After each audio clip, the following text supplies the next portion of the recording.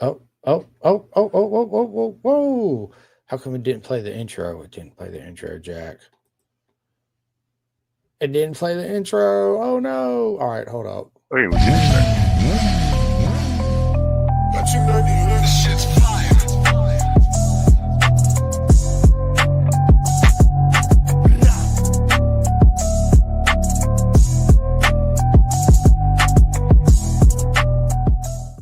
All right, and we are back, and we were live, and we still are live. I don't know why I didn't play the intro, but I fixed it. And ladies and gentlemen, before we get into this episode, as you guys know, it's sponsored by Next Level Financial. Take control of your financial future. Get your complimentary financial analysis today by Seth Starnes. And ladies and gentlemen, it's an absolute honor to sit down of the legend Lewis Beaudry of Jack Beaudry. As you guys know, if you missed the episode, please go back and watch. But Lewis, welcome to the podcast, friend. Hey, thanks for having me. Listen, the honor is absolutely all mine, and like I told you, I'd love to get the kids, the young adults, the young racers on, and then turn around and get their dad on too, because you guys tell the same story, but it's a different version of the story, right? And Yep. I don't remember some things, and you remember things that he don't remember, right? So I get to hear your whole journey and everything, and I can't wait. So let's just get into it. Where did your journey begin on the beautiful tube? I really started with bikes. I guess as a teen, I didn't have bikes as a kid. So I got a street bike when I was, I think, 16 or 17, and started riding around the streets of the mean streets of Winnipeg. And that summer I met some of the guys that raced at our local racetrack. That was kind of my introduction to road racing. I had gone and checked it out a few times and thought it was neat, and I think I corner worked a couple of weekends, and in the following year I bought some ratty old race plastic for my GSXR, and that was kind of my start to it. How did you get introduced to track days? Actually, I didn't ever get introduced to track days. Back in those days, There were no track days. you went, yeah, you basically went straight into racing.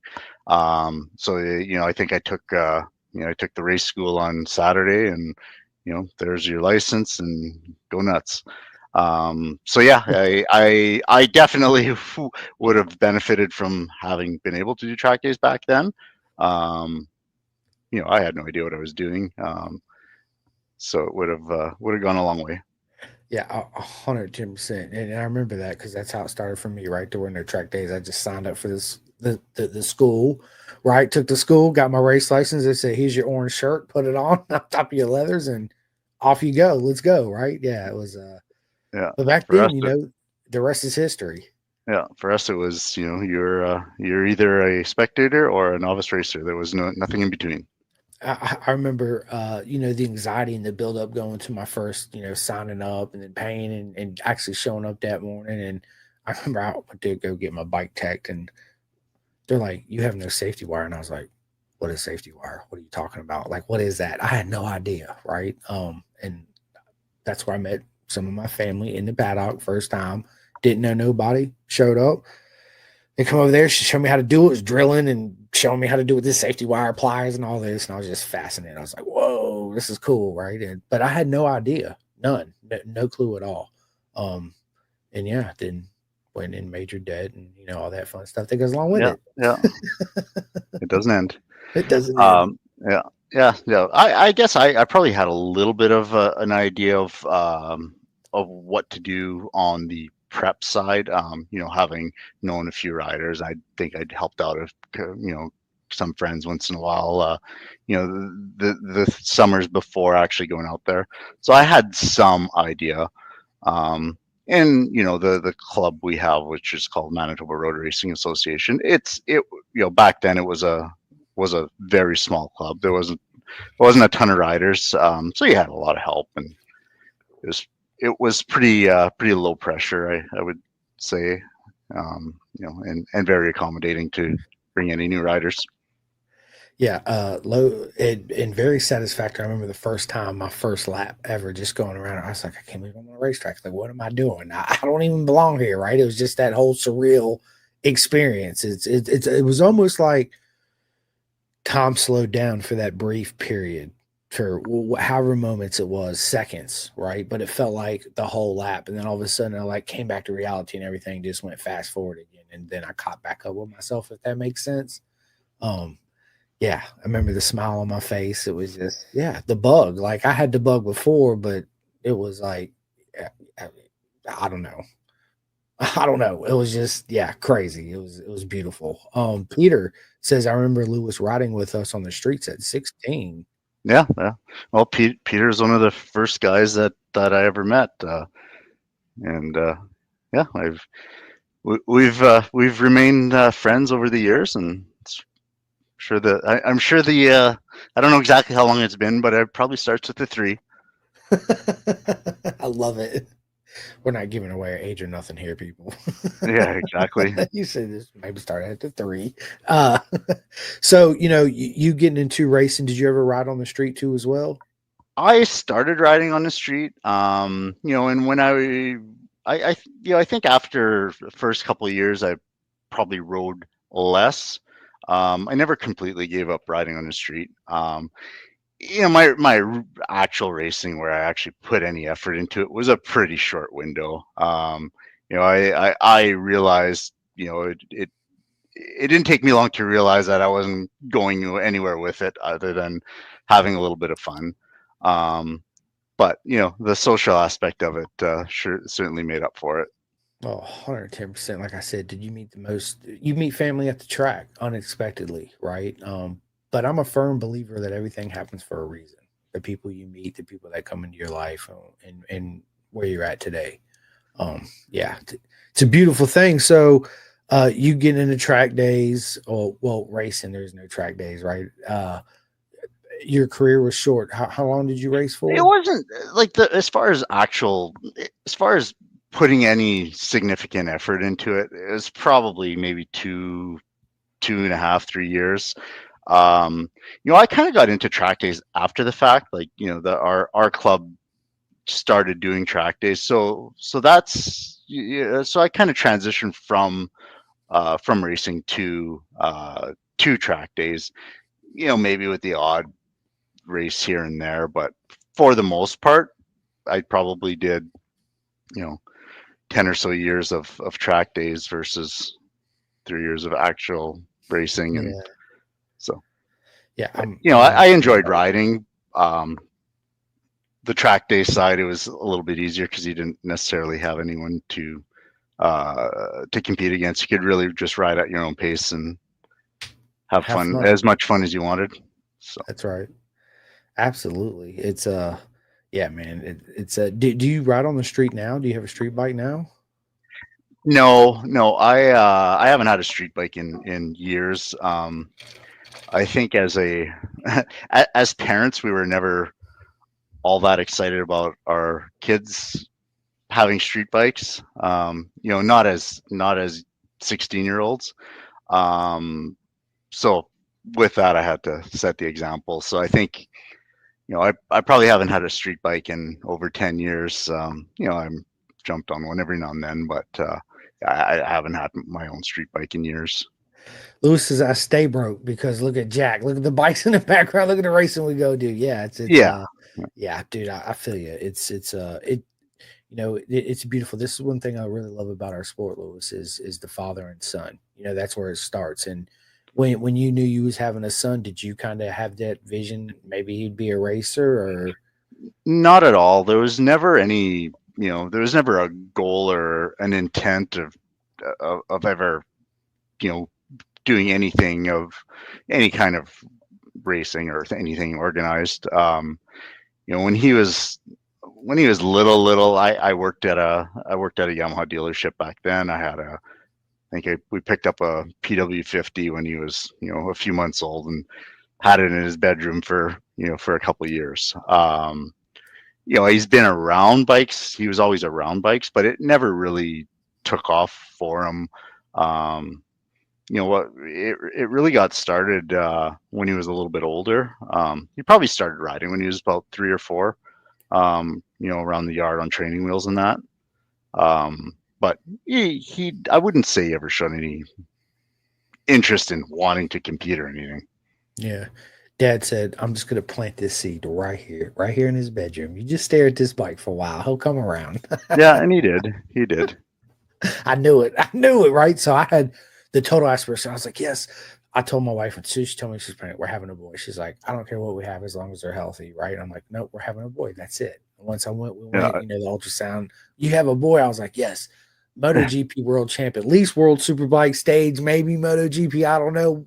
We'll get there. We'll work on it. And yeah, he loves to go to the races and hang out with his friends. And then when he comes home, he's all excited because it's the kids his age, on bikes, ripping and riding around, or a little bit older. And then, yeah, he'll ride his dirt bike for a few, and then it's kind of like, yeah. So I don't force the issue. But, you can't. Yeah, that's a good way to make them lose interest if you push it on them. Yeah, I don't want to do that. Yeah, and Jack more so than my younger son. Always wanted to be at the track when back then that was track day time. When it was. I guess it kind of worked out because when he was, he's a high maintenance little kid, and when he was in 2s and 3s, I was still doing track days, but I would bring him out. There's always someone there to watch him, so he was kind of like the feral kid that would just go around from pit to pit. But you'd always have someone looking over him when if I was not riding myself. So yeah, he's been in the paddock for his whole life, really. And so it was back then when he was little, it gave my wife a break and got him out of the house and got him to the track. And then when the second one came, it was the same thing. It was kind of just get him out of the house because there's a little baby at home. And so yeah, so that was kind of his way of how he started going to the track, weekend after weekend. I love it. It's similar to Rossi. His first race I took him to, he was 3. And yeah, we've been pretty much going every year until Moto America stopped going to VIR. Boo! But we're glad they're coming back. Let's go! Right? Yeah. Same thing. It's the one place that I can show up and my son can get out the car and I don't worry about him because everybody knows who Rossi is, right? And when I show up, Rossi's not with me. They'll be like, the first thing I get asked is, "Where's Rossi at?" And I'm like, "What am I, chopped liver over here?" Right? No, I'm just joking. But yeah, everybody loves my boy, so I could show up. He'll get out the car, and I might see him 3 or 4 times, and usually that's for money for food or soda or whatever it is he wants, right? Other than that, he's on a little 50 somewhere. Just quick story. So we was at Jersey last year, and he's on Yandel Mendia's little 50, right? Him and Yandel are super good buddies. And he comes by the car, he grabs the water. I'm at the car. I send him a text, "Hey, I'm going to the car. If you want some water, come by." He comes up on his 50. He says, "Hey, Dad," he was 11, right? No, he's 12. He's getting ready to turn 13. He says, "You see that girl over there? The girl parking people when they come in, P1 parking, blah, blah, blah, this stuff." I said, "Yeah." He says, "I'm going to pull up and see if she wants to ride on the back of the bike with me." And I was like, "All right, let's see this, dude." Jack, pull straight up on her, Lewis. Says, "Hey, you want to get on the back and go for a ride?" She's like, "I can't. I'm working." And I just started crying, laughing. It was freaking hilarious. So, yeah. Memories. I'll never forget, dude. It was awesome. I was like, "Look." Good on him. Yeah, man. Jeff says, maybe a short race career, but you were always a great benefit to the club and new riders to the track. Yeah, Jeff's another guy that I've known for definitely in the double digits. He's another longtime motorcycle industry guy. So we crossed paths many times. I know that's right. And now fast forward, now Jack's grown up, racing and winning races. What's that feeling like for you being a dad and him being out there on the track, giving it his all? It was very gradual. Like we never jumped into it. We never jumped all in. We started with a Honda 50 and then a 110. Like the faster bikes kind of sneak up on you. It wasn't, it would have been a lot scarier just jumping straight to something really fast. So it kind of creeped in on us to an extent. But we had to keep going if he wanted to. If he was always interested, and so we kept it up and kept upgrading the bikes, one step at a time, and we never really skipped to too many steps. It was always, the next size or the next class up. So we made a few mistakes when he was younger. I think we went from a Honda 50 to a 65, and that was a huge mistake. He hated it. He was terrified of it. So that we took a step back, got on a 110, and we've kind of stuck to that one step at a time thing since then. So I remember about the little 65. So my buddy, he calls me up. He's like, dude, I just bought my son a KTM 65. You got to ride this thing. I was like, man, it's a little 65. They're a little fast, but okay. I was like, are you kidding me right now? This thing will freaking scream. The thing, yeah, it'll move for sure. Yeah, so to put a little kid with not a whole lot of experience on that, yeah, it's intimidating. So yeah, he never. I guess he went from a 110, and then we started doing like modded 4-stroke. So he never really got back onto a 2-stroke until quite a bit later. Yeah, 2-strokes are awesome, man. I remember when they were dominant. That's what MotoGP was racing, and back in the day, was the 500 2-strokes, the 250s, the 125s. That's where Nicky Hayden and Speeds and all them, they grew up on 125s and 250s, that good stuff. So. Yeah, we had one when you would have been 14. Beautiful it was pretty amazing bike. Guaranteed, it's an amazing bike. I think if you ask him, that's still, if we could have any one bike back, that's still, if not the top one, be very close to it. Guaranteed, my friend. Dustin says, just stopping by to say hi. I hope it's a fantastic podcast. Lewis is the best. I'm at dinner with the in-laws. LOL. Cheers, y'all. Say hello to the in-laws. Thanks for stopping by, Dustin. Yes, it's going to be a proper mega podcast. Yeah. So this bike that's behind me, that's the one I'm working on for Dustin. So Dustin's on the other side of the country, but we're gonna make it all work to get it to him. So I got a little bit of work to do on it before handing it off, but I love it. Sure, you'll be happy with it. Look, Jack says the legend himself's in the house. He says the number one bike I'd bring back for sure. Yeah, so there you go. Yeah. I think the bike he's on this year is probably a close second. I think he's pretty happy on it, but that 125 is something else. It's it was pretty cool. I wish we could have kept it, but for funding reasons for the following season, we had to make a decision. 110%. That's just the way the game is played. It is. I just saw Peter's comment there. Yeah, in those days he had a TZ250, which was pretty awesome. Beautiful machine. Man, I miss the smell. Right, 2-stroke smell, nothing like it. Yeah. So there was we did an ARMA round in Hastings, Nebraska. They've got like an open 2-stroke class, and there was a gentleman there there was a bunch of cool ones. Sorry, I hear barking dogs. There was a bunch of really cool TZs and RS 250s, but the guy even had one of those V twin NSR 500s. So yeah, that was something to see. You don't see that stuff very often.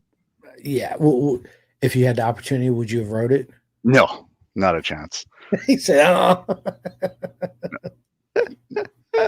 What was your favorite bike growing up? Race bike that you did while you was racing? I primarily rode GSXR 750s. I had a 1000 for a while. That one was a handful. It was a lot of power. Especially when I was definitely not the most skilled rider. I stayed upright on it, but that's about it. I would say probably the 750s, like the mid 90s or later 90s, like the SRAD models.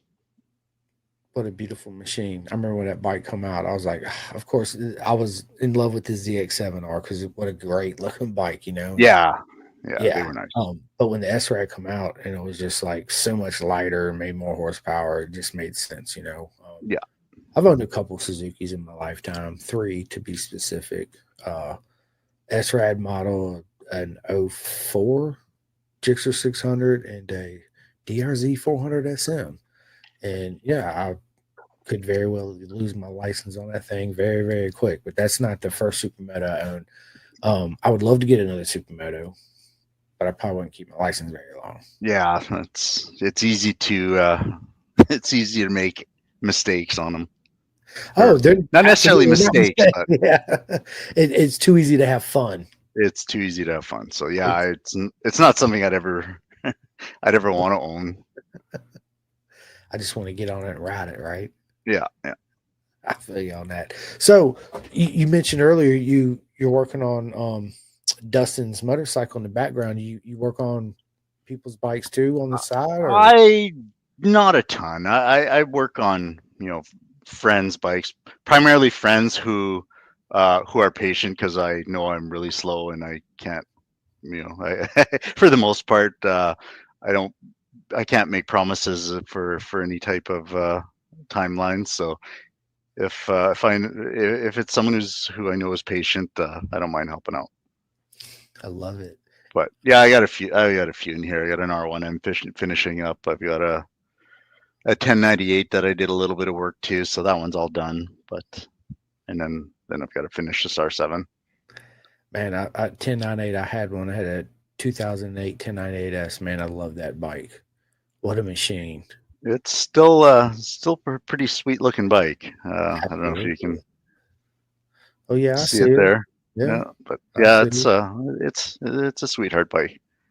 Yeah, I got a 08 848. Okay, cool.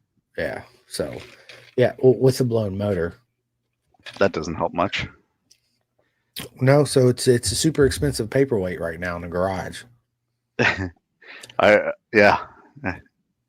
Ironically, the next friend motor I may get my hands on is an 848 motor. So I've done a few of them. I'm not super experienced on Ducati motors, but I know my way around them enough to do it. Yeah, to take them apart and put them back together.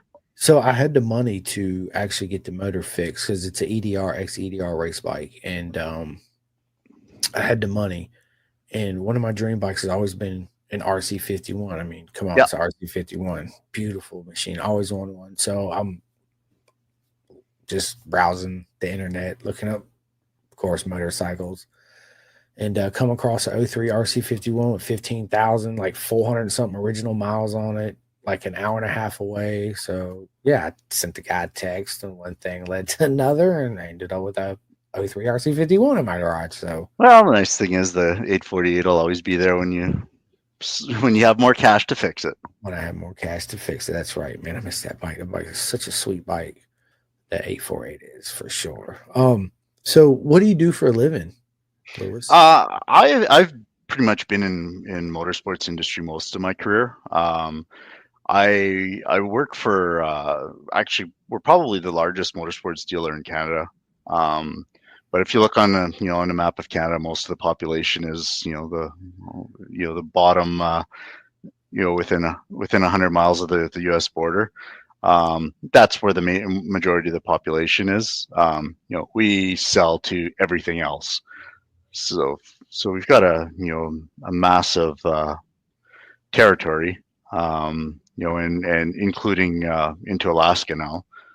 So I've made a few trips to Alaska in the last year. So that's been interesting. How beautiful is Alaska? It's scenic. It's especially when you get into Anchorage, it really is like the postcard. I've been in the rural, less scenic areas as well, but it is an experience. So yeah, I've traveled all over the north. It's seen some interesting places. Like most of the communities we go to are going to be very small 200 to 5,000 is a big city, but mostly 200 to under 1,000 population, and no roads, fly in only. And so it's pretty some remote places. So so we sell Yamaha, Honda, and Skidoo. So that keeps us pretty busy. I guarantee it does. That's one thing I've never rode was a snowmobile. I would love to ride one time. They looks like they're so much fun. They're a lot of fun. They've I don't ride often myself anymore. I used to, but they are fun. Is it cold out there where you are right now? Not right now. It's I mean, I don't know what the exact equation is, but it's probably in the 80s in Fahrenheit terms. Yeah, it's like 5 million degrees here. Yeah, we don't get quite that hot, but we've actually have had some major heat. There's been we've had some like very dry, very hot weather. There's been forest fires all over. It's actually cooled down and started to rain, this all through June, but May was unbearably hot for the most part. Yeah. It seems like winters are shorter and the summers it's like it's getting backwards kind of in a way, which is kind of crazy. But yeah. So Jack racing, you spend a lot of your time obviously working at the dealership and then traveling all the time with Jack, taking them to all the tracks. And how far do you guys travel for the season out there? For our season, so we've got a local track about an hour and a half from me. We've got Brainerd International Raceway, so we ride with the CRA. We've been riding with them ever since Jack's been old enough to, and that's about a 6-hour drive from me. So that one's pretty reasonable. Those would be the two closest, and then after that, it's going to get into, probably 13 hours and up.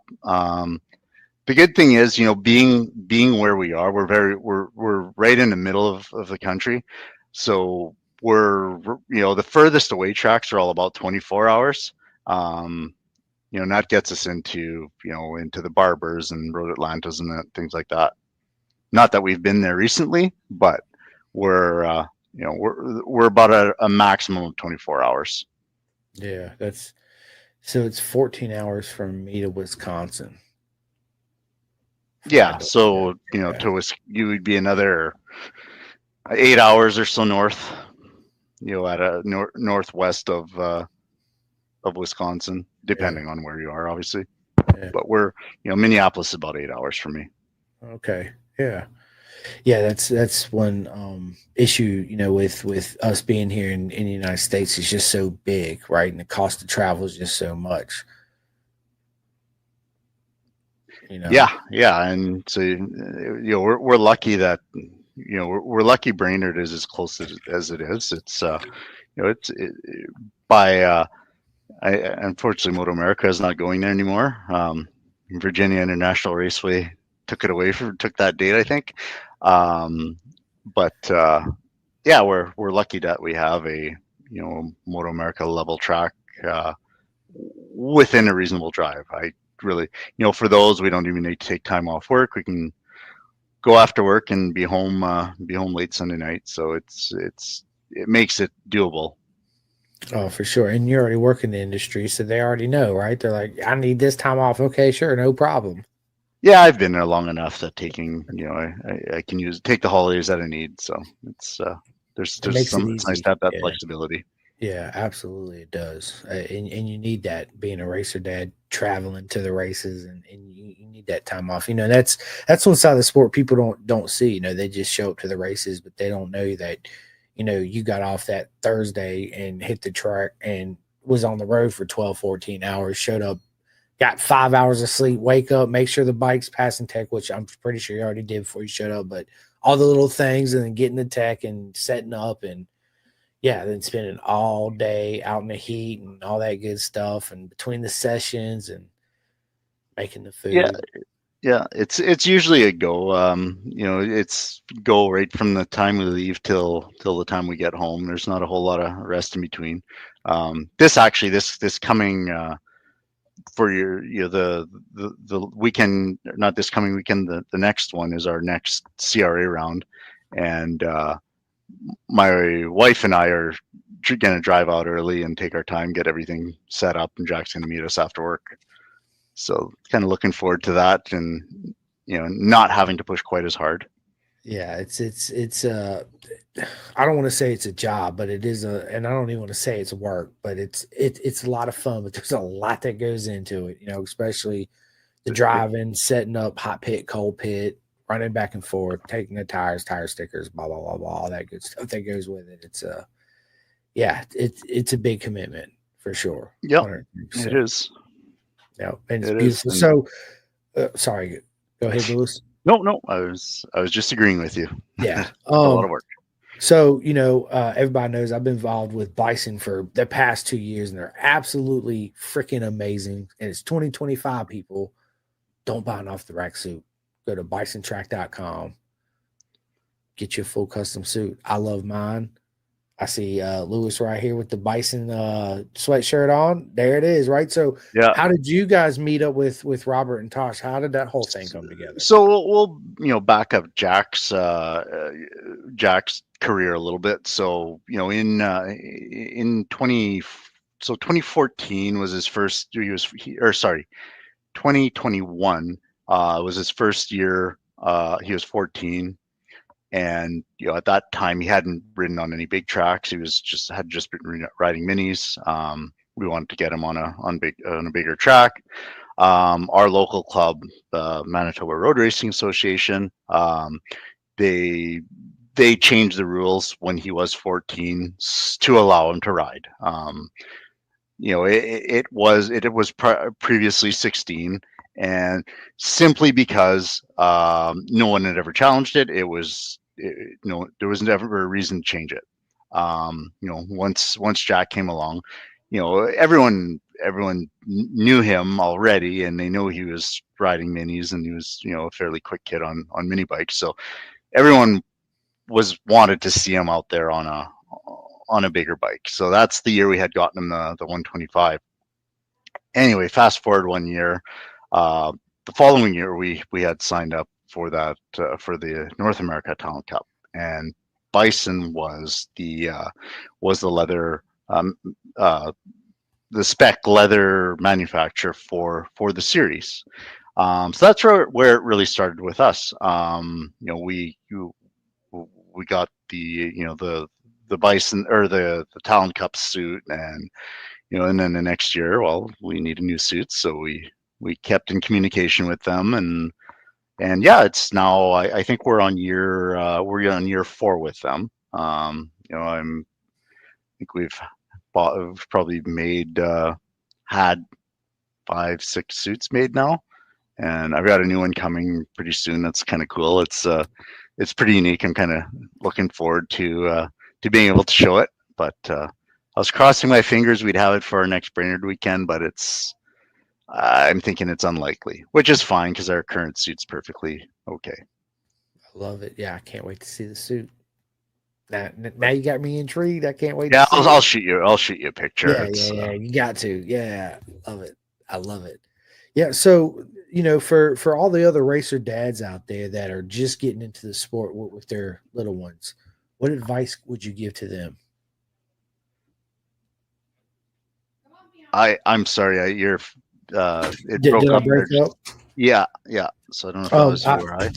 Yeah. So what advice would you give to the dads that are getting their kids into the sport right now? As far as just let them ride. There's no reason to really push them to get out of their comfort zone. Not until they've got some commitment that they want to do this. Like with my kids, I had 2 kids riding. My younger one kind of gave it up when he was probably 9 years old. He just lost interest in it, which is fine. He's got other hobbies. And we don't push him into any of those either. But yeah, with Jack, we never had to push him. It was always his choice whether we were going to the track or not. And even, really, there's always been a lot of people wanting to help him with his riding and offering tips and offering, some coaching. And he's always taken well to it, probably better than you would from dad. But yeah, I think, and no reason to skip steps, to just be patient. They'll get there. Yeah, If they want to be there, they'll get there. 100%. There's a lot to take away from that, and you're right. You don't ever force your kids. Let them prove to you that they want it really bad, right? And let them do their own thing. And it's funny you said, because I do the same. Me and Rossi do the same thing. I'll be like, dude, whatever it is, I'll tell him. And he'll just kind of look at me, Lewis, and be like, oh, okay, I got this. I'm like, all right. And then let's say, Lewis, you can come by and be like, Rossi, blah, blah, blah, blah, blah. Said it's the same exact thing I said, and he would absolutely listen to you, right? And versus daddy over here. So yeah, I agree with that. And and as often as I can, I try to now he's at the level where I don't have to. I think he does. He nods and agrees just to to get me off his back. But yeah, I mean, there's not a whole lot of advice that I can give him as far as his riding anymore. He's got it pretty figured out. He's had some help from a lot of people. That are far superior in riding skill and abilities than I've ever been. So it helps coming from those types of people and riders. Oh, 110%. It's yeah, I feel like, just I'm just talking dads in general, right? That we want to give them all the advice and not let them do the same mistakes we make, right? We want them to be better than we are in every shape, form, and fashion. And we try to and they see it in that way, I think, sometimes, right? Where other people, they'll give them the same advice. It just sits with them and it hits them in a different way. Yeah. If that makes sense, and I'm okay with that, right? It's just part of life and what it is. So yeah, it's a fun, I don't want to say game, but man, it's such a beautiful journey of life to have kids. They teach you so much, and it's you see everything different in a different light, in a different, the world's different.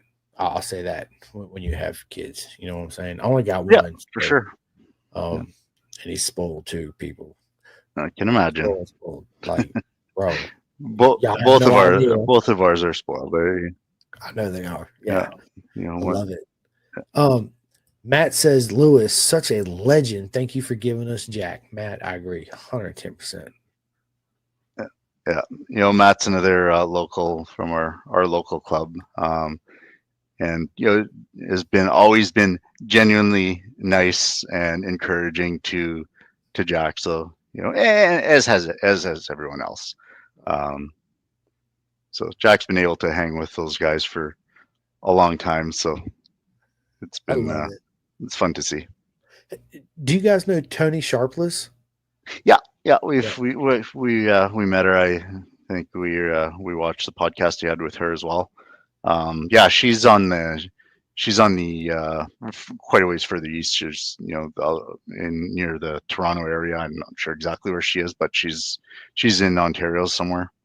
Yeah. So that's they're like 24 hours away from us. She's closer to the Canadian racetracks than we are. Yeah. She's awesome what she's doing for the sport too. What a legend. Yeah. She's doing great getting the kids going. So, and that's actually how not her program, but that really is how we got into riding on pavement. We had a Honda 50. We rode around in the yard, and that was the extent of it. And Jack was never interested in hockey or any or any other stick and ball sports. We never really tried hockey, never showed any interest, but we tried every other one and just never liked doing any of it. And we've got a a club here called Manitoba Mini Riders, and they only run in winter at an indoor go-kart track. So every Saturday morning, actually for at that time it was every Saturday and Sunday morning, we'd get up at 6 in the morning and drive to the city. Like we're about a half hour outside the city, so we drive to the city and he'd ride his mini bike for a couple hours, and he still rides there once in a while just to say he did.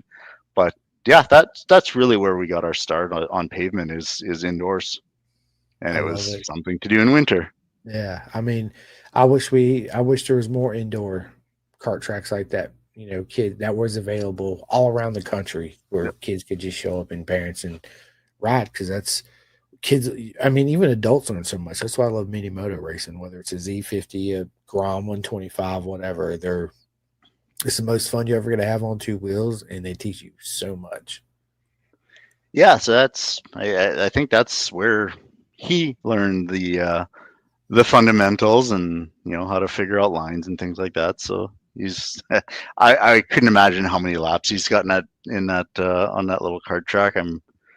Yeah, I think I had calculated it once, like a few years into it, and just based on average laps per weekend, and it was like 80,000 laps or something back then. So it's outrageous. Oh So man, I love it. I love it. there's no doubt. It explains why he's still pretty quick in there. 100%. Well, track knowledge. 100%. Gene says, I remember the day Lewis came home and confessed he couldn't keep up with Jack anymore. Yeah, that was a long time ago. That the being able to ride minis with the kids didn't last. Like I think the first year they were both racing outdoor on mini bikes. Um, the I had gotten a mini bike too, thinking, oh, I'll be able to ride with them. Well, that didn't last. Like I think Jack was probably 11, and I had nothing for him.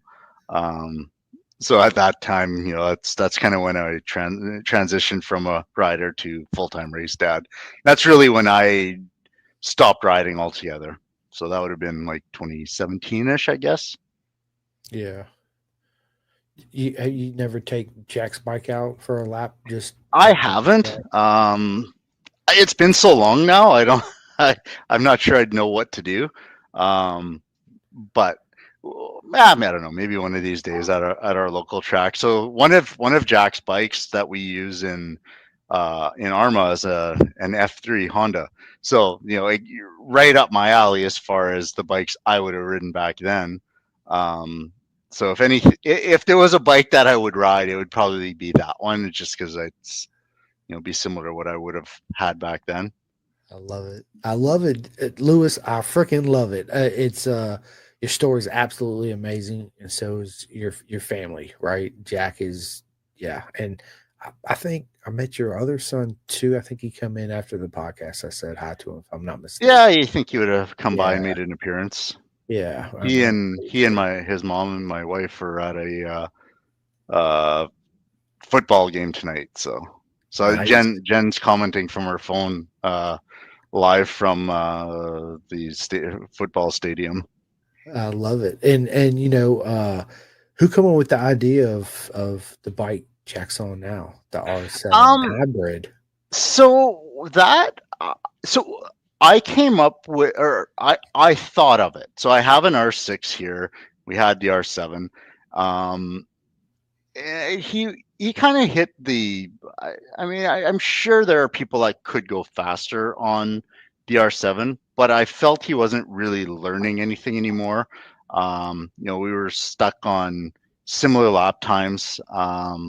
So we felt it was time to upgrade, and we thought about, should we just go to an R6, and then I started doing some measuring and realized that an R6 or an R7 motor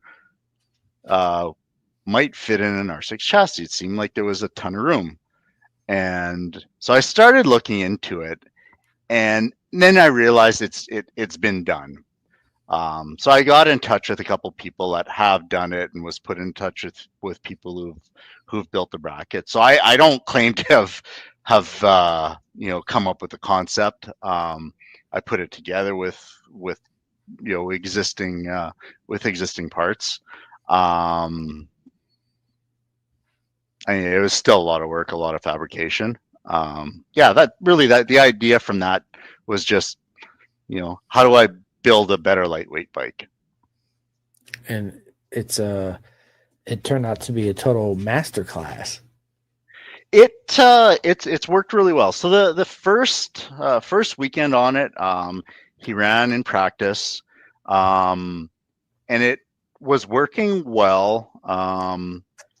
It had a couple issues that I wasn't comfortable with, and I figured I'd rather park it than let him keep going. So we actually ran. So as it turns out, our Honda F3 is legal for all the same classes, or several of the same classes. So I'm like, we have another bike. Let's just ride that and make sure that this one's good. So went through it and fixed the concerns I had, and then the following, or a couple weeks after, we took it to ARMA as well. And he rode it there and had a great time on it. He was pretty quick on it, with the way the rules are. Hey, dude. What is up? Look who Rossi. What are you doing, boy? What are you doing? I'm having a good chat with my buddy Lewis. I know your camera has done. Oh man, my camera's done went haywire. Hang on. Why are you focusing? All right, there you go. On. Why did you? My Wait, camera hold on, move haywire. out the way. No. It's tracking me. Focus on me. Yeah. This guy right here. Oh yeah. Just barging in. Yeah, just look. With his pajamas on, Christmas pajamas at that. Yep.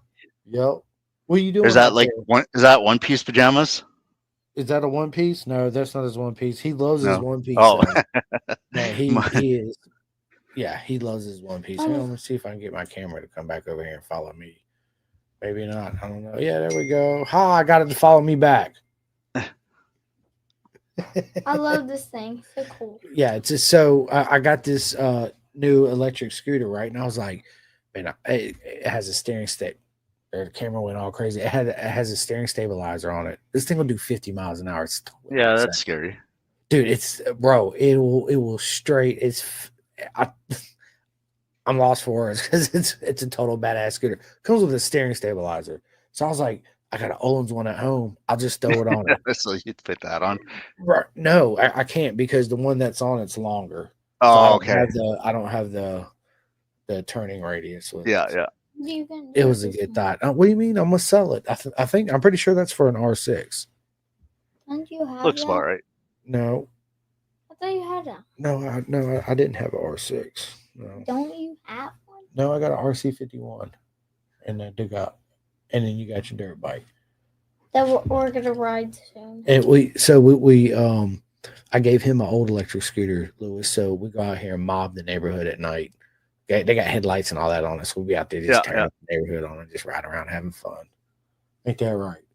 Yeah, we got just a slower, smaller e-scooter, but it's handy as a pit bike. It doesn't take up a lot of space in the vehicle, so it's kind of handy. Dude, I love it because you just fold it and throw it in the back of the car. Yeah. Right? I mean, you don't need a trailer. You don't need gas. You don't need none of that. You just bring a charger and plug it in and let her eat. Yeah. I love it. Yeah. Good stuff. Listen, Lewis, this has been a lot of fun, man. I want to transition into where we get to know you away from, the racetrack and all that good stuff. That doesn't happen very often. I know it don't. So this is going to be a lot of fun. What's up, buddy? Here, look, check this out. Oh, you've been doing it. If you take and move this clicker, it gets softer and harder. Yeah, see. Make it softer. You just click it like this. How soft is it gonna be? Well, hang on. Well, that's hard. Yeah, you Hold on, let can't me try to press that. Oh my God. Are you a coffee drinker, Lewis? No. What the heck? Everyone else in the family is. I just never started with it, so How did you do that? I'm listening. Click this. I stick to the Red Bulls, Make it and that's soft. about it. Do it. Red Bull. If I If I drink need Red, caffeine, it's Red Bull. it's got to be sugar free. Yeah, Done. the regular is too sweet. I looked at the sugar content and I was like, yeah, I'm going sugar free, 110%. Oh yeah. If you had a dream bike, what would be your dream bike, Lewis? You got to have one. There's one out there. I'd love to have one day. Whether it's a paperweight in my garage, I can just polish her up, fire up, listen to her home, whatever. You know what? Jeez. I'm gonna play Probably like probably a TZ250 or something like that to not to ride, but just to hang in a garage. Yeah, I think something like that.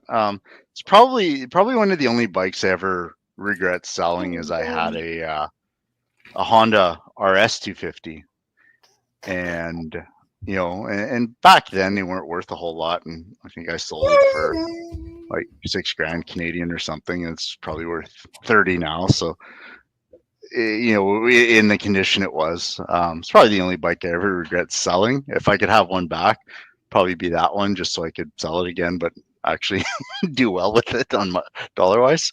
Yeah, I don't know. Because I haven't been into street bikes for a long time, it would probably be a cool race bike to just hang on to. Oh, 102%. I mean, I couldn't pick a better bike. An RS 250. What a beautiful machine. Yeah. Especially when you look at where bikes are now with the aerodynamics, you're like, now they're, it's normal, right? I remember when they first started coming out, I was like, I'm not a fan. I'm still not a fan. I'm not gonna lie. You look back, even Moto 3 and the lower classes, they don't have the big wings on them. They're so beautiful. The lines, Yeah, and the shapes, and you put all these anomalies on it, and it just looks, I don't know, like a fish, some type of, I don't know. it's they're definitely just designed to be fast. There's no concern about what they look like other than making sure their sponsors logos are all in the right spots. That's all that matters. But hey, that's where we're at in the current in those championships now. So 100%. you got to appreciate the technology. You got to. Tell us something we don't know about you.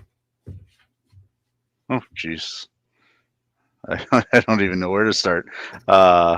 Jen. yeah. She's. I don't know if she's actually listening or just commenting. I'm sure it's pretty loud there. Geez, something I don't know about me.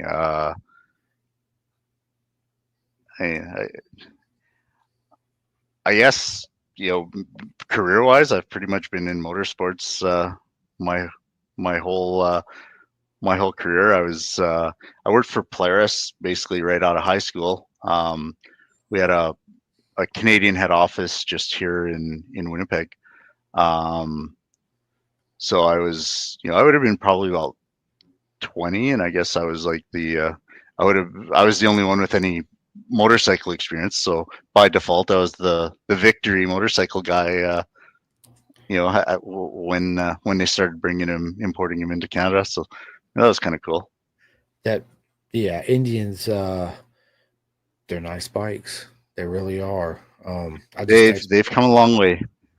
Yeah, I just texted my wife. I was like, my door's open. Will you please come shut my door, girl? Oh, but they have. You're right.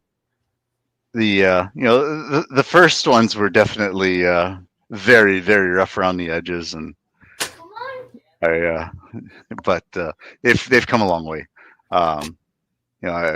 When I compare, I remember the difference between like a 1999 model and a 2005, where they started to really work on getting things polished and and were able to mass produce them, and they did a pretty good job. So they were pretty reliable, and they worked well. And yeah, they're just getting better and better. They're beautiful machines. They sound good. Yeah. Indian. I remember in Phoenix, I went to an Indian dealer.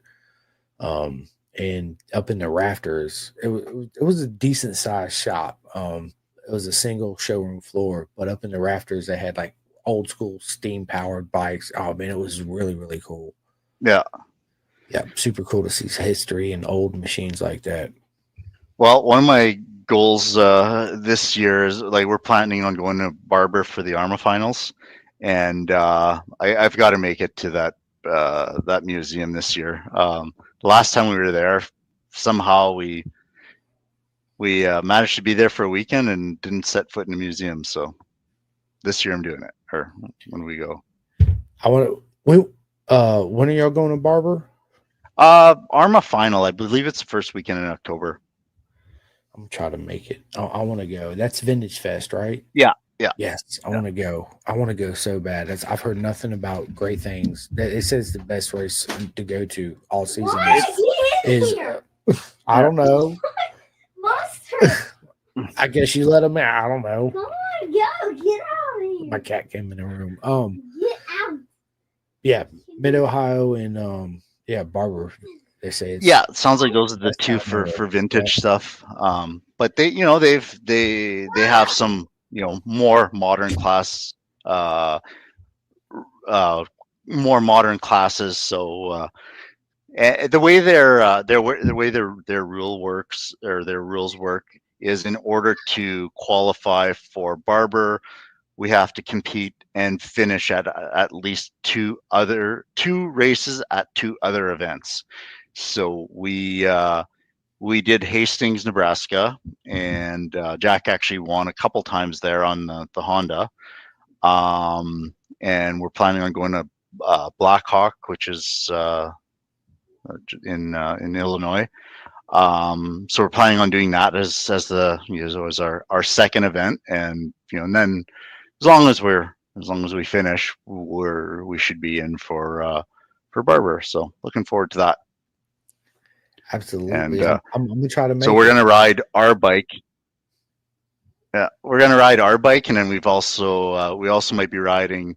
A friend of ours has a nice YZF 750, like early 90s YZF 750. That's all race prepped, and so Jack actually did ride it at Hastings just to get a little bit of a feel for it, and yeah, so we're planning on riding it in Barber as well. So we'll have the Honda and Yamaha, so a couple of vintage bikes by Jack standards, but it's still pretty capable. Super cool by dad standards, right? Yeah, yeah, dude. How cool is that? YZF 750. What a beautiful machine. Yeah, it's a pretty sweet bike. Yes, it is. Yes, it is. Delta box, true Delta box. Yeah, man. Yeah. I love it. What do they call the motors? Oh, Genesis. They're the 5-valve motors. Yeah, the 5-valve motors. Yep.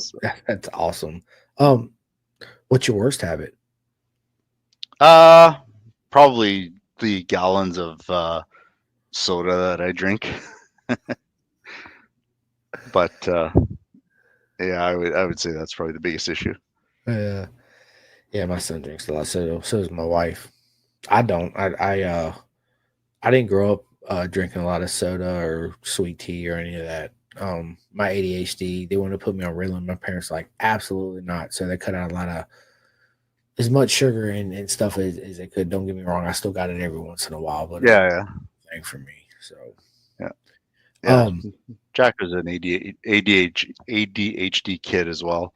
Yeah. So so we had to watch what he drank, and he's kind of outgrown it now, but or at least able to control it. But yeah, back in the day.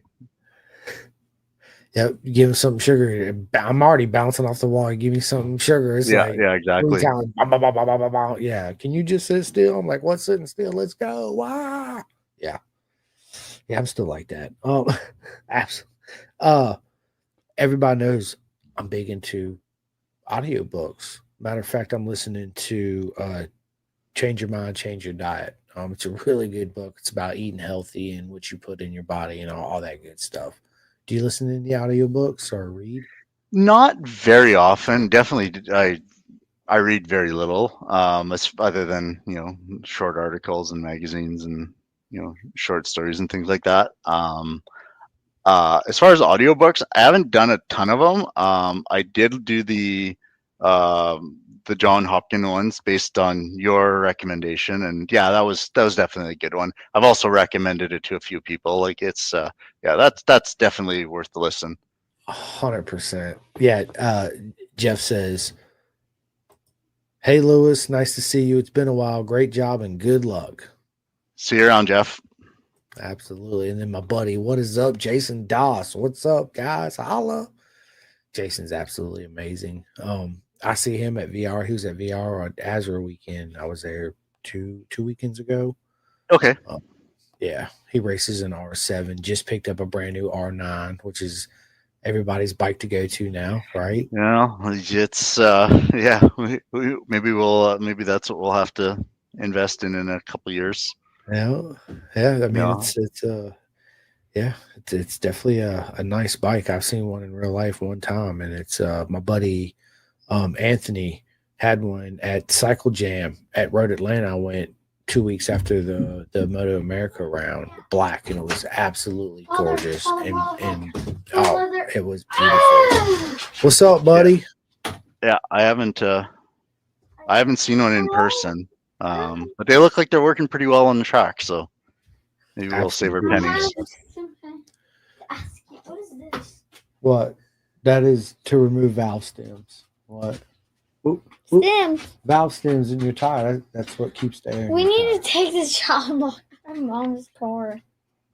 No, we need the child lock on with you in the car. It's only one door. It's only one door. Okay, well, if you open up the door, it's got a little switch. You just switch it. No, you need to take off the little rubber piece, and you need a flathead screwdriver.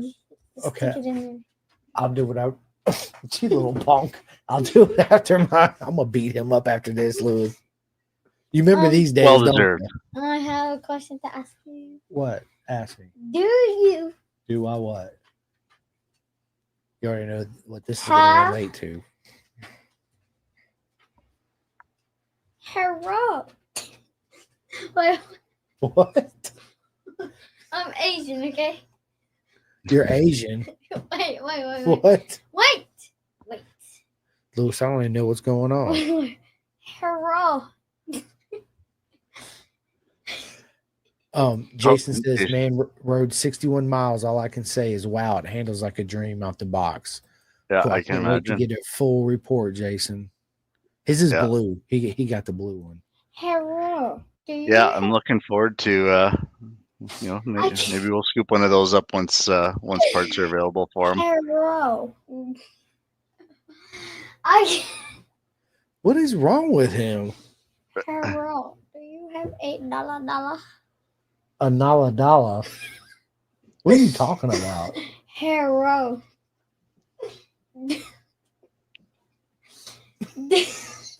I'm sorry, Louis. Oh my god, you're hilarious. Hello. Spicy food, bro. Are you a spicy food guy? I can take it or leave it. I wouldn't go out of my way to eat excessively spicy. I don't mind a little bit. I love spice. Everybody knows I love spice.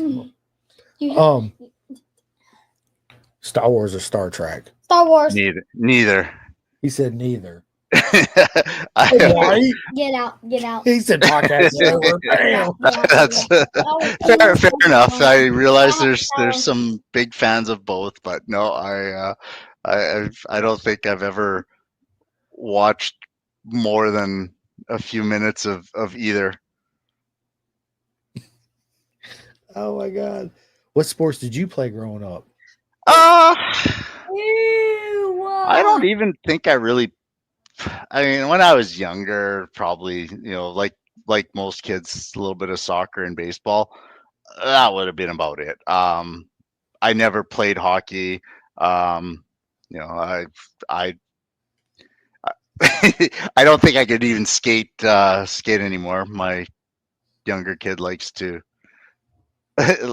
make fun of me about that. I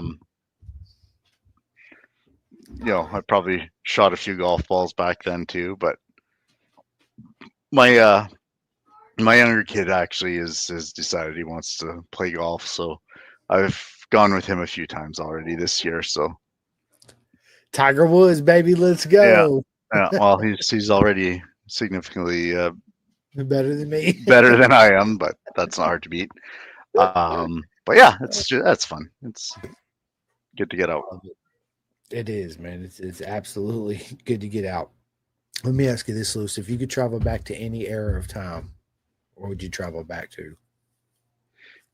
I don't know. It's kind of having fun with the last few years. Like it's I mean, selfishly, I guess early 20s, but it's pretty cool to see your own children succeed.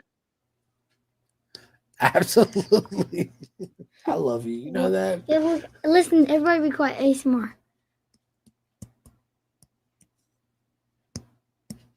Does it sound good? It sounds Stop following it me. sounds just like it sounds to you. I'm confused. Anyway. Do you have $9? Do I have $9? Yeah, I got $9. Can you have it?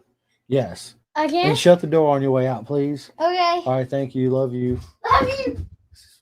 It Yeah, costs Jack No, still says he don't. wants to I just I'll vacuum. even after ASMR rethinking that question, he still wants to go back to the time of the dinosaurs. yeah, Wait. right. Well, that would be cool though. Go back to the sound of the dinosaurs. That would be kind of cool era. What? Yeah. What do you mean what? I mean, it would be cool, but dang. Well, you ain't got PlayStation, Xbox. No, I'm gonna die in 7 seconds for Tyrannosaurus, the long neck one. He was a vegetable eater. Never mind. The one. Frick! He said frick. The one that T-Rex. You know, it doesn't go roar. It actually makes like a whale noise. It's one of them. Yeah, I don't know. I don't know. Look at Fiona. If you could sit down and have dinner with any historical person, who would it be? Did you look friendships? All right, love you. Thank you. Come here, Fiona. Who I don't know. Oh, jeez. I don't know. I've never really had like the celebrity crush or anything like that. Like I don't know. Probably some old racer from the 70s or something. Barry Sheen. Sure. He said, "Sure, I love it." Why not? I'm sure he'd have stories. I'm sure he did have some stories. If you could have one superpower, what superpower would you have? The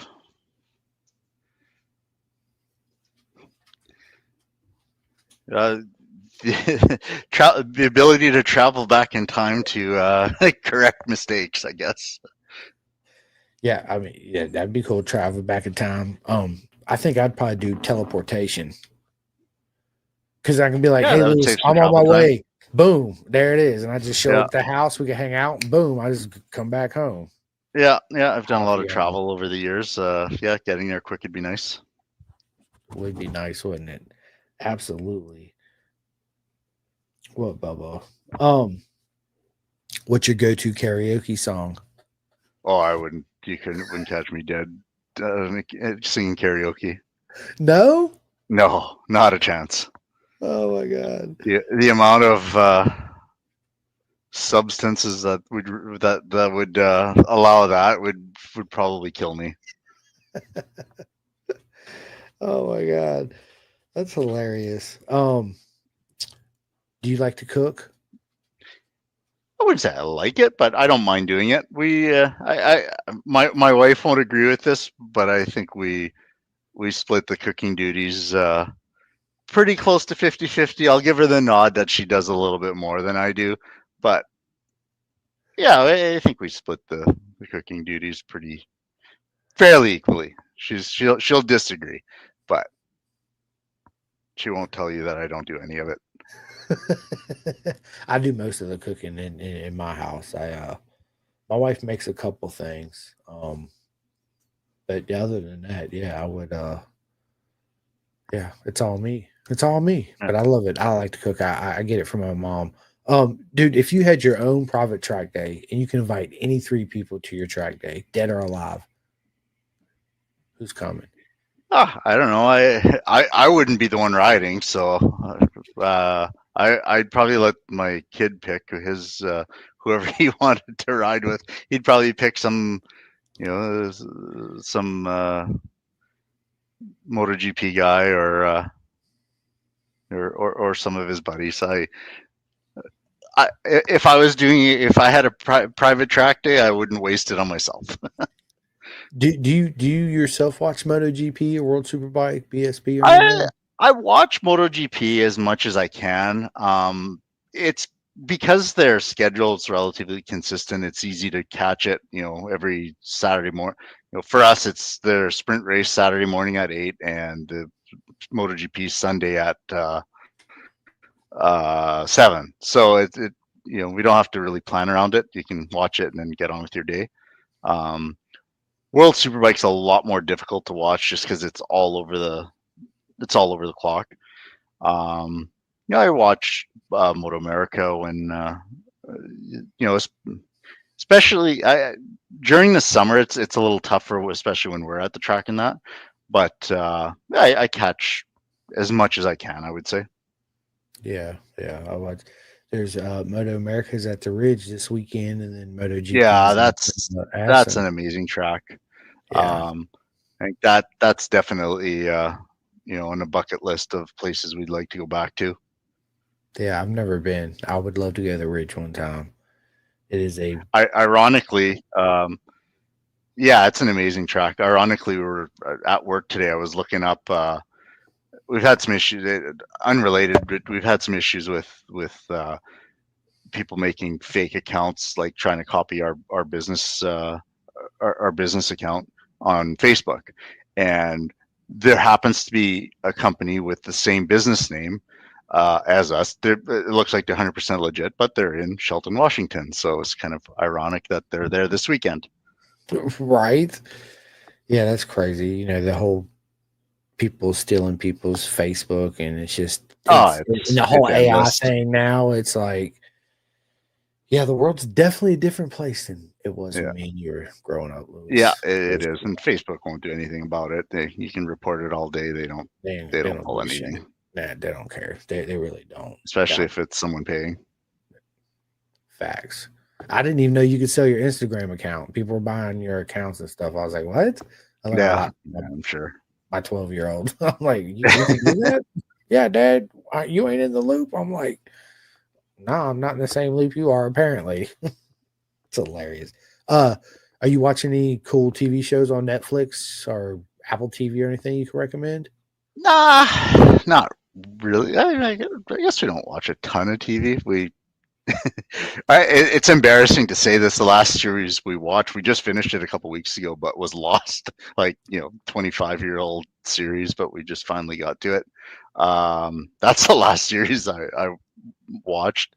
I'm all in if you got recommendations for another series that you can, get just watch and not have to overthink. The one that I just got done watching is Fallout. Man, what a great show! Fallout's really good. Is that on Netflix or Amazon Amazon? Yeah, it's on Amazon. But I'll send you a couple recommendations of some TV series I've been watching that was, pretty good for sure. Yeah, are you a superstitious guy? Not really. No. No, I just take it as it comes. No, not. I would say probably not at all.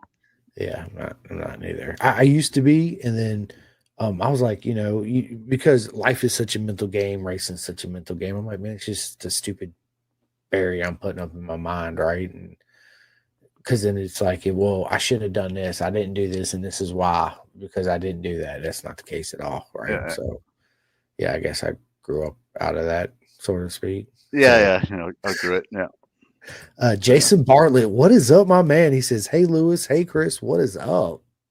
Hey, Jason. Yeah. So Jason's boy. Yeah, I guess Jason and I have that in common. We're the the boys are riding, and Owen would be in essentially where Jack was a couple years ago, just getting started with CRA, and looks like he's doing pretty well. So looking forward to seeing him progress. Oh yeah, Owen's absolutely fast. He's amazing. So is his dad, Jason. So thanks for joining, Jason. Podcast. What podcast do you listen to?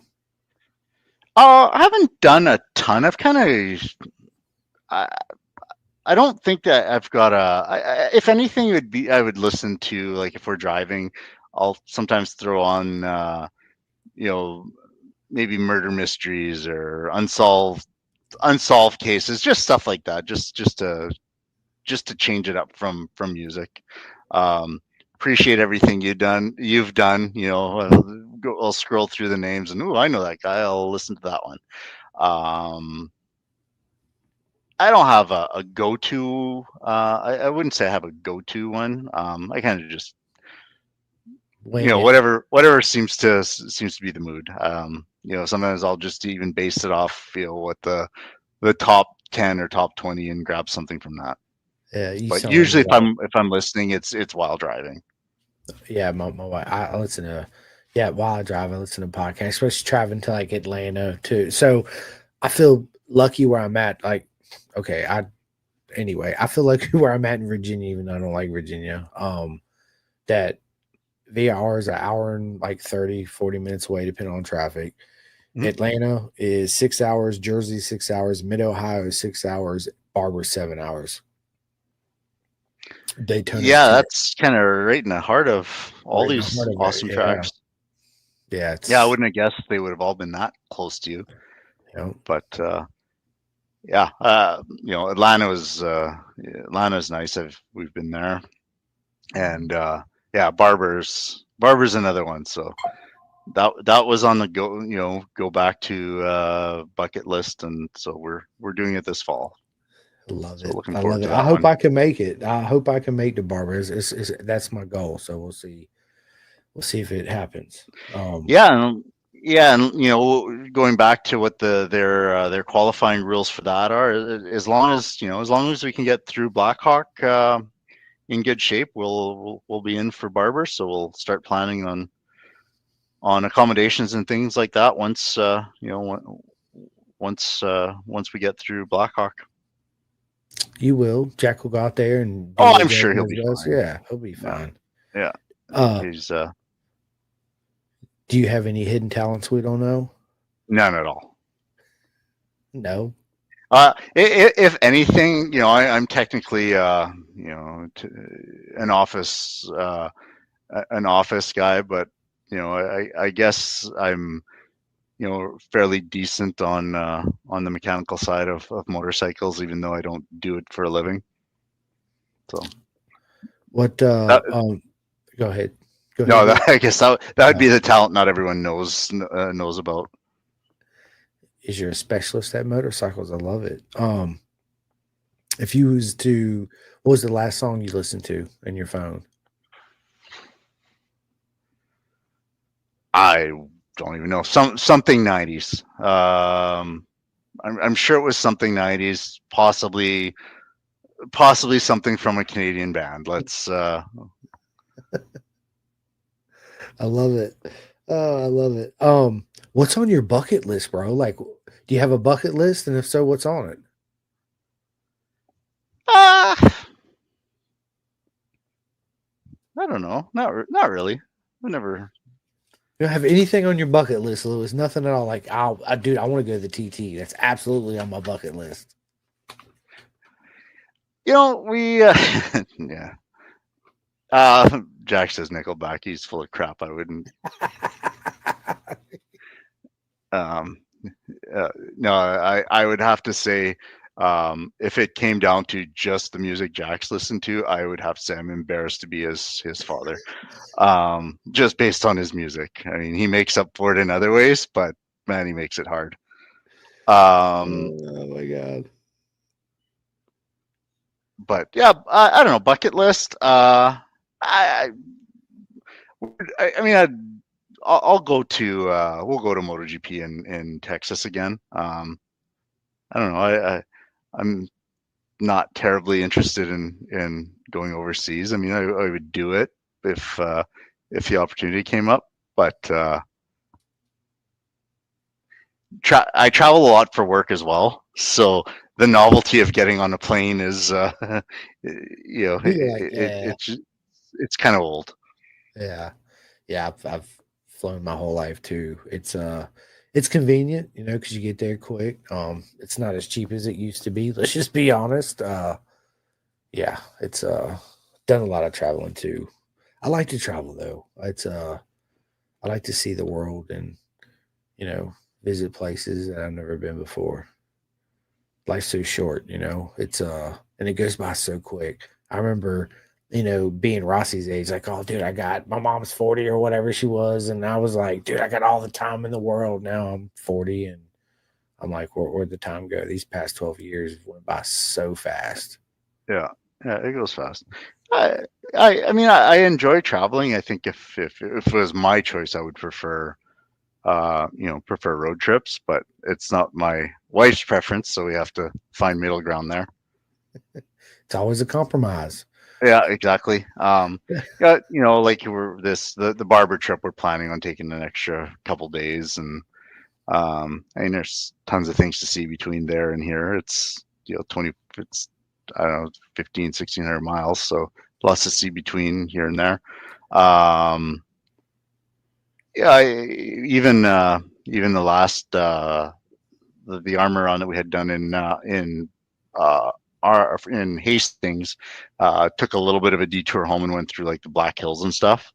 Um, saw a little bit of scenery and did a little bit of the tourist thing. You know, normally it's just drive straight there, and you know, sometimes overnight, so you don't see any of it. So Yeah. I'll try and make a little bit of an effort to do some tourist stuff this year. It sounds like a fun road trip coming up. Yeah, I mean, well, the next one's just Brainerd, so that one's that one we've done many times. There's nothing we haven't seen, but just where that's located and where we are, we can pretty much get there taking all these little side back roads. So it's I wouldn't call it a super scenic drive, but you're in the bush the whole way. Yeah, absolutely. What's one thing you can't live without? Well, couldn't live without vehicles, I guess. We rely on those quite a bit. What's one thing But you I will can't? just in case that I can't live. Yeah, that you can't live without. I'm gonna go with the cheesy line and say my family, because That's they not might all be cheesy. listening. They might be listening here, so you got to make sure you say the right thing. That's all right, because we'll talk off camera. That's hilarious. Oh my god, we got Rob. Oh, dude, what is up, Rob? He said, "Now that guy is a legend." He's talking Hey, about Rob. you. Yeah, Rob. Yeah, I mean, we've been doing CRA stuff for a couple of years, so we've known who the other was, but kind of introduced each other last year. Yeah, Rob's a great guy. He's been helping us out with Bridgestone tires. We've been on Bridgestones this is going on 3 years now. And Rob's one of the distributors, so it's been yeah, it's been pretty good. We've been happy with the tires. Jack is super consistent on them, so I think we're sticking to what we know. Yeah, absolutely. And Rob, you're an absolute legend, my friend. Yeah, for sure. Yeah, Rob's definitely an asset to the sport. He gives us all. He does. He really does. If you could swap lives with anyone for a day, who would it be? Wow, you got all these theoretical questions that I've never thought of. Swap lives for anyone for a day. You know what? I'm gonna swap with my kids so that for once I could be the fast guy because I've never been able to do that myself. I love it. Good answer, man. Good answer. Well, this has been a lot of fun. I got one more for you, and then we'll end the podcast. Listen, if money was no object and you could have your own race team, Yeah. what class would it be? What's the manufacturer it would be? And who are the two current riders that you would put on? I would. Uh, I've never been necessarily loyal to any brand. I've had everything. If I could take any brand, right now I would probably go the Yamaha route just because they they seem to be working everywhere. Um, and as far as class, where I'm at today, um, I think like my kid is close to being ready to ride one at a at a high enough level to not to not embarrass us. And yeah, as far as some other rider, I'd pick some old pro that would be able to tutor him along.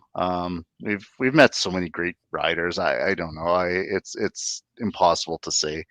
Um, I would pick someone who would have value, not necessarily outright pace, but have value as a as a mentor and a coach. And there's a lot of less known riders that are very very good at that. So 100% agree.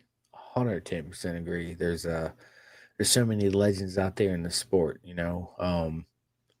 not all are household names, but they're absolute exactly. legends. Yeah, 110%. That some of them just don't have the backing, and that's in our sport. That's what it's all about, and Yeah, that it all is. too Yeah. well. It's all about money. All about going out speaking. I hate the word sponsorships. I call it friendships. Going out getting friendships, trying to persuade them to give you some money to go to the races and blah blah Yeah. blah blah. How so? Real quick, but before we get off here, how do you personally go out and help find money to make it possible for you guys to do what you do?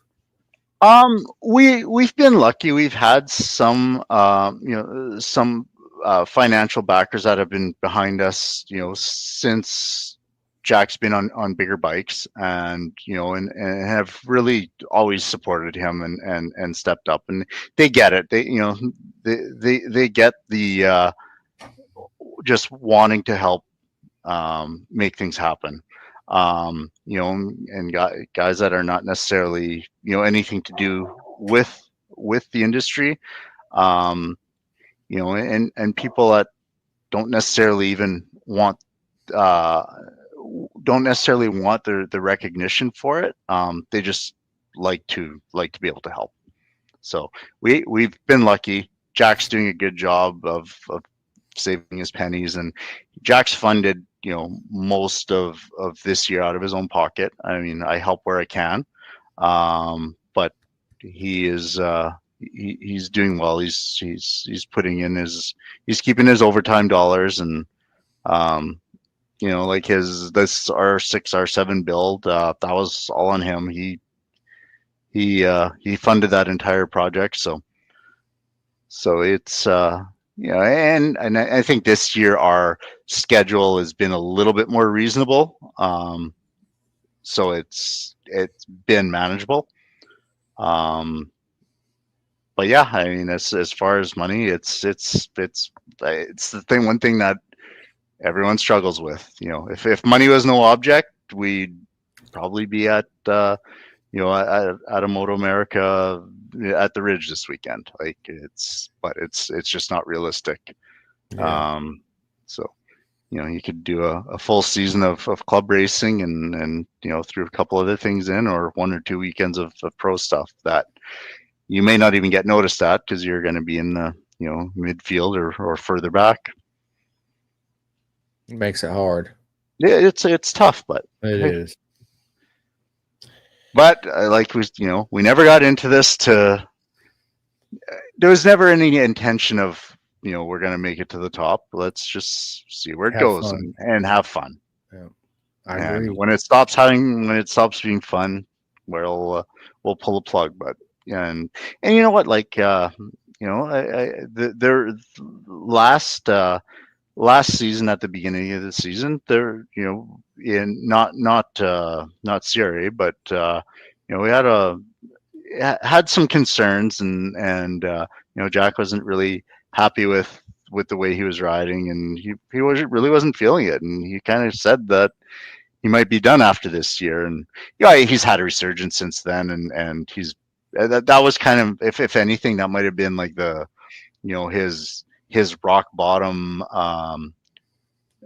feeling wise about the whole thing. But since then he's kind of gone on a tear, and he's been solid. He doesn't, he's riding within his capabilities. We're not making mistakes. I'm not fixing stuff, every week. So it goes a long way, and he's enjoying it. That's the biggest thing, is we're having fun. 110%. You said the key word, fun. Yeah, 100%. and so. yeah, if one day he decides he doesn't want to keep going, and I mean, even now, it not going to the track is still a realistic option if he chose to do that, but yeah, hasn't come up yet. I love it. I love it. Keep at it, Jack, baby. You got this. Keep at it. I love it, dude. Let's go. So before I end the podcast, I got to give 2 special shout outs real quick. One is my buddy Justine Beamer. If you guys missed him on the podcast, I just got this shirt today in the mail. He sent it to me. Thank you so much. You guys go sign up, get some of the merch from him, help him out. Absolutely amazing. So thank you so much, Justine. You are absolutely amazing, my friend. The other one is my buddy Alan Grayson. He went to the TT. He lives in the UK. So he bought me a new TT shirt and sent it to me. So Alan, my friend, you will as well. It's Proper Mega. Thank you so much. I love both my shirts. What a cool shirt, right? That's pretty cool. Yeah, dude, I love it. Both of them, man. They're awesome. He actually said, Justine, he sent me the shirt. He gave me a sticker that I got right there. And then, it fell over there. And then he hand wrote me a note, dude. Absolutely amazing, man. Thank you so much. I love it. That's pretty cool. Dude, that's awesome. I love it. Absolutely love it. But listen, thank you guys for watching this podcast. If you missed it, as soon as I end it, you can go back to my YouTube or my personal Facebook page and rewatch it. If you could wait till tomorrow, it'll be out everywhere. Thank you for everybody that watches it. If you guys and girls have not had a chance, please go hit that ding dong, ting tong, ping pong, all those bells and whistles you guys hit on social media. It helps me out a lot. Big shout out to Next Level Financial, bisontrack.com, Chef Eats. You guys can use the discount code Pin to Gas for 10% off. TST Industries. Everybody out there in the UK or worldwide can go to the clothingkings.co.uk and get all your Pin to Gas merch. Everybody always asking me, Lewis, where I get my Pin to Gas hat, my soft shell jacket, my beanie hats from. Well, that's where it comes from, the clothingkings.co.uk. Big shout out to SFL Mini GP. Anybody's interested in signing up, go to miniusasbk.com. What I love about SFL Mini GP, you just register, pay your fees, show up. You don't need a bike, leathers, boots, nothing. They provide everything. And they have bike rentals too. And that's where a lot of our future legends of the sport are coming out of. Whether you're in Jersey or South Florida or Apex out there in California.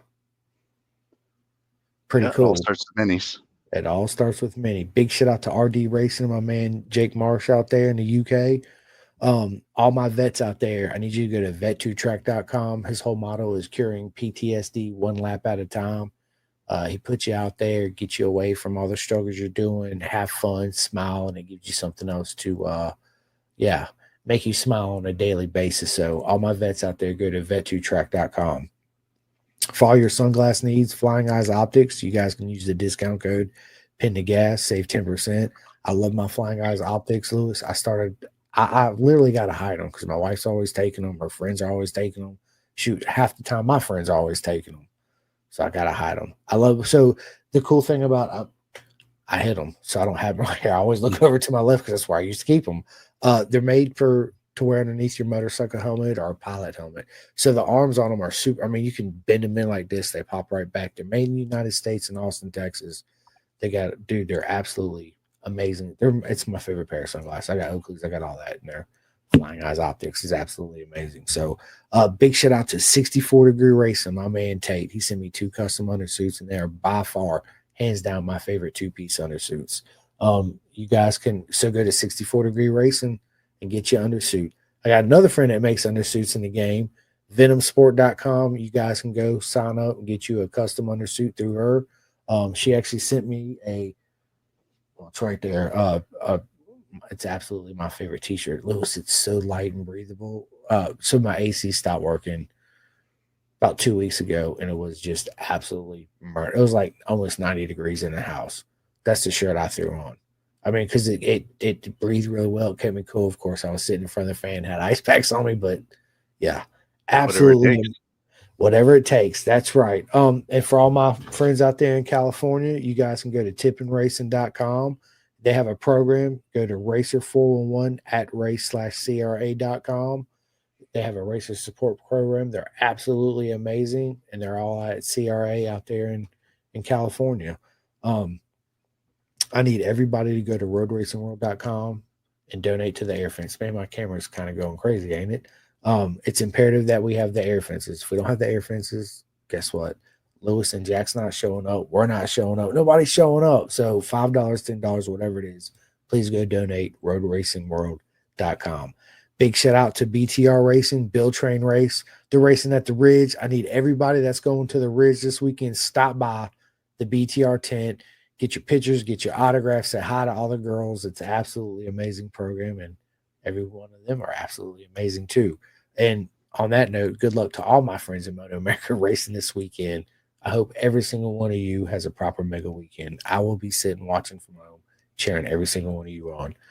Big shout out to KYT Helmets, K-Tech Suspension, Ghetto Customs for all your custom body work. I got 3 friends in the industry that make custom graphics. You're not going to go wrong by ordering from any of them. First one is Drippin' Wet. REB Graphics is the second, and GRG Graphics is the third.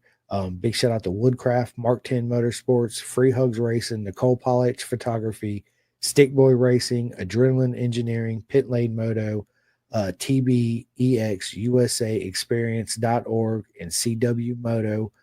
So if you know anybody that's been in a wreck, that has been unfortunate, lost a limb, or has been paralyzed, you can absolutely get back on a bike and ride, and you can absolutely still race on a track. Go to TBEXUSAExperience.org. It's an absolutely amazing program. So, yeah, man, that's all I got, Lewis. It's been an absolute honor to have you on the podcast tonight. Cool. Well, thank you for having me. I'll throw a few thanks to the guys that have helped us along the way. Some of them are mutual. So we've been running the KYT helmets for several years now. They've been fantastic. We've tested them, on the ground a few times, and they've done a great job of keeping us safe. We're also running the Bison Leathers. Great people, great equipment. Our local sponsors, we've got a few. We've got Emery Demolition. We've got TPL Racing. We've got Wall Street Slice. We've got Putts Transfer. And everyone else who's helped out over the years. We appreciate all of it. Speaking of TPL Racing, here you go. There it is. There it is. Awesome. Racing. Yep, absolutely. We're proud. I do. I wear this and my jack. So all the shirts that I get from all my friends, I do wear them most of the time. It's on a special occasion. So if me and my wife are going to go out somewhere, or me and my son, he wants to go to the mall, Best Buy or something, I'll throw on a shirt. Other than that, I don't wear them on a daily basis because I like to keep them, Well, if you wear ours out, I'll send you another one. So don't hesitate to wear them. Yeah, dude, I do. Man, I love this shirt too. I wear it and people are like, Jack Daniels What is Beaudry? Wait, what is that? And then he gives me a whole, dude, check it out, blah blah blah blah. So yeah. So the way that came up is, you know, that is his middle name, and one of our friends kind of said, that's his middle name, and you're not exploiting it. So that's where that came up. That's actually one of a local guy in my hometown here, that created that. So it's I a love it. company called Custom Cuts. He does custom graphics and things like that. So yeah, he came up with that. I love it. It's one of my favorite shirts. Everybody always has something to say when I wear it. They're like, "Well, dude, that's the coolest shirt ever." I was like, "Yeah, let's go. I love it." So anyway, yeah. So, man, Lewis, this has been a lot of fun. Is there anything else you want to say for ending this podcast? No, thank you for having us. Oh, listen, the honor's on mine. Just stay on with me. Bring Jack on in because I want to say hi to Jack. And so come on in, Jack.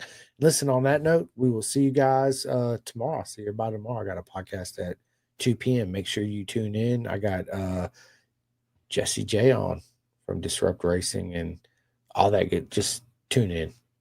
Anyway, on that note, we're out of here. See you guys. Yep. All right. Let me end this.